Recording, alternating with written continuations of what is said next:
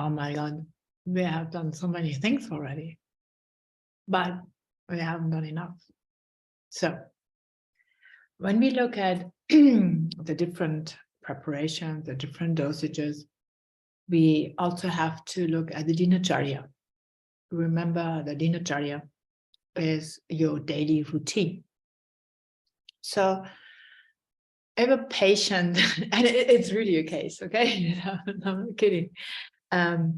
If a patient asks you, when I'm flying overnight, is this the same cycle as if I would be in a day, because I always work night shifts and I do long haul flights? No, it's not the same thing, right? You always have to go with your circadian cycle. And the circadian cycle then changes every measurement of the lines of ingredients of the earth 1 hour. So if you're on a long haul flight and you're in the air for, let's say, 14 hours, you're actually crossing a timeline of at least 10 hours. And that means that you need at least 10 days to actually go back into the real rhythm of your inner hormones. We have been neglecting for the last centuries in the Western medicine that we don't only have a body, but there's a lot going on inside the body. And one part of that, what's going on inside the body, are hormones. They are dictating our circadian cycle in junction with the hours of the daylight, in junction with the hours of the moonlight. We know that women who live together and they sleep under the open sky, or they have access to the moonlight, start menstruating together. What does it mean they're menstruating together? That means actually that their hormonal cycle from the ovulation till the menstruation is sinking in. And a woman who maybe had a too long cycle exposes herself to the sun, to the moonlight, suddenly gets a normal cycle. So a lot of the cycle disturbances that people come into your practice and complain about is because they don't get enough access to moonlight cycle. If you then treat a woman with a medication to normalize her cycle, what do you think about this now? Is it more a question of the dinacharya, of the, we call it hygiene, of the daily exposure to day and sunlight and to moonlight and to the wind and to the earth and to whatever surrounds you that is causing the problem? Or is it maybe a mental disturbance that causes the disconnection to everything that is around you? Whatever it is connected to the absence of a proper exposition to the natural forces that build your cycle. So the people come to me and they say, what herb would you prescribe? Because my sleeping is so bad. And then we start asking, so what is about your sleeping habit? And people say, yeah, I just want to sleep, less. And then you ask, how many hours do you sleep? And they say 5. And that is never enough. And you ask what time you go to bed, and they say 2 in the morning. And they already have been just jeopardizing their dinacharya, their cycle. If you then give a herb, you're actually worsening the problem. You can give a herb for mental clarity and also for maybe more strength. If they have a baby, they can't just throw out the baby and say, oh, that's really not good for my health, which actually is the case, isn't it? So you can't do that. So for certain periods of time, let's say it's a transition time, you would definitely try to substitute with some herbs the lack of strength, the lack of mental clarity, for instance. But you would see that as a mistake in treatment if you take a plant to substitute lifestyle errors.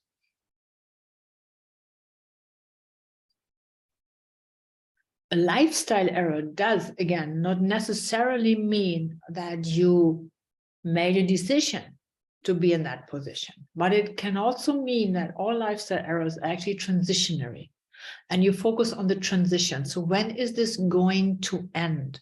You know, your child has smallpox. Okay, this is going to end in 3 weeks. Then it's going to be fine.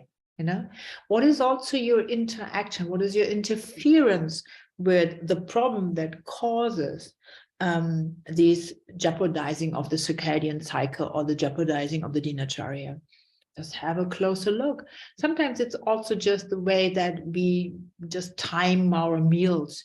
In the South, we eat much later than in the North. So some people who get attracted to being in the South, but physically they live in the North, but they like the lifestyle of the Mediterranean. So what they do is they eat late. Bad idea, because in the cold climate, we don't digest as well. Also, we eat different things than you would eat in the Mediterranean. In the Mediterranean, you eat a bit of lasagna, you don't eat a full chunk of lasagna. Yeah. So the amount of certain substances that we consume that have been grown locally in the Mediterranean and now have been eaten in our cold countries, that is, again, not the same. So if then people come and say they have a digestive disorder, they have a sleep disorder, and you treat them with herbs, that's not healing.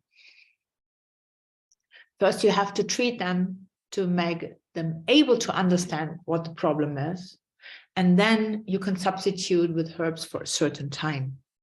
Again, then the herbs have to be in some kind of a beautiful setting that just pays the respect, again, to the herb and to the patient at the same time. So we discussed the capsules. For modern people, the churna can be some kind of a problem, because also so many times my patients have been asking me, and they called me, you know, I'm standing at the customs.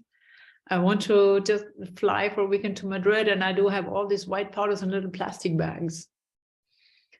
It's ashwagandha. So none of the security measures will ever start beeping. Only if you have them in a glass. So avoid transporting herbs in a glass, because the detectors at the airport, and I'm telling that because it's a very important information when you travel, the detectors at the airport, they just see the glass and they think it's a substance inside that might be explosive. And when they open it and the whole powder's everywhere, it's kind of explosive, but it's not in the sense. So put it in a nice plastic bag. For the short time of travel, the plant has to travel also, but inconveniently, just like you are. And then you take it out and put it into a nice glass again, or a nice container. So for people who travel a lot, then sometimes capsules can be a good way to travel. You have little capsule machines. We're going to show you that in the further contents of the Ravyaguna. The little capsule machines, you put half capsules into the machine, put the powder on top of it, put the other capsule on top of it, and you close it. And when you're at your destination, you can open the capsule. Other preparations contain a gritam. Gritam, Anastasia is going to talk to you about it. Gritam is a preparation of ghee, which is very nice because you create a paste and it's very solid and it's very, very nourishing. The other way of preparation is a tablet of vati. Vati is a kind of a pill. There are different types of pills. Some pills are made with gugul, and they're gugul vati. Yeah, some tablets are just really condensed churnas, which if you have them in a jar and they don't have enough sugar, then they just fall to pieces. So that can be very disappointing. But most of the tablets are really quite nicely done. Again, have a look at the package. In some packages, it says that the herb has been mixed with magnesium stearate to just have a caking agent. Do we want a caking agent when we have a plant just to have a pill that we can swallow nicely? I'm not sure. But it would be a better choice than a patient saying, oh, I couldn't take it because I didn't want to go to the office with all these different powders. Try to make it easy, accessible for the patient to make their own mixtures ready for the morning, for the evening. And you can even do that with them together, which is a very nice way to relate to the herbs. You can just start telling some stories about each and every herb, which we're also going to do very soon. With the tablets, again, try to use warm water when you give it to the patient, and we learn the pulse diagnosis so that we can also evaluate the amount of the herb and which time would be the best. But again, it should not sound too complicated. In the beginning, it can be a bit off-putting, like, oh my God, I have to respect all these different rules. Yeah, but once you start flying in the rules, it all falls into place. So once upon a time, you made your driving license. And I don't know if you remember the first day you sat in a car. It's a very good example. You were just like, oh, the steering wheel's attitude, it feels much bigger than when you look from the side, and it's just not easy going. You know, my partner is just doing it this way. And I'm like, wow, I have to go out of the parking. And it's really, really heavy, until you understand that you maybe should just not have the brakes on. And the other part is then when you remember you had the clutch, and the first days you were just pressing the clutch, putting the gear in, and letting the clutch go and put the foot on the gas. After lesson 5, you have no idea what the clutch is about. You just keep on rolling, the car keeps on hopping, and you forgot anything. That's how our brain works. We first initially learn, then from the short-term memory, it goes to the long-term memory. And once it is in the long-term memory, then you're just like, of course, I use the clutch. That's easy. You know, you're even playing, you become playful with the clutch. And you never want to go on an automatic car again ever in your life, because you love the play. So the same thing is when you look at the plants and all the restrictions and the regulations and how it should be taken and what we should consider, and think of this time with your clutch and let go of the fear and just go with the flow and go with your own trial.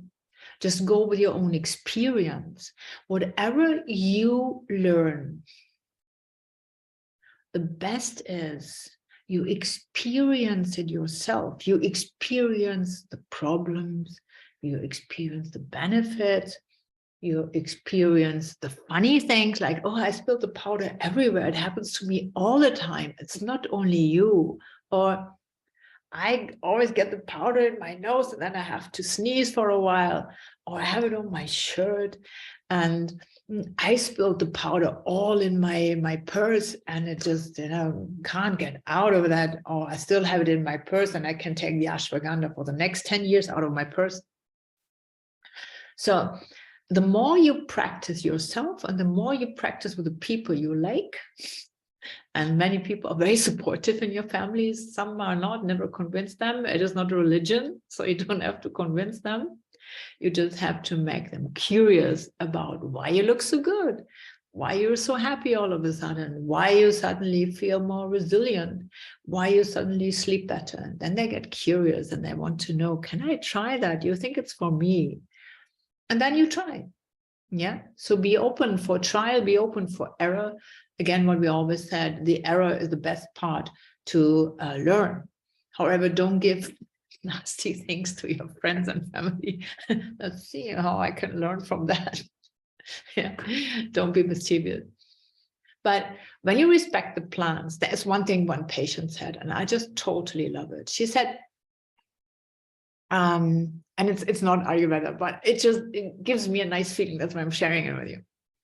I said, the universe of the plants is a parallel universe to the universe we are living in. And from time to time, while the plants are just moving through space, they can hear a human being just calling for help.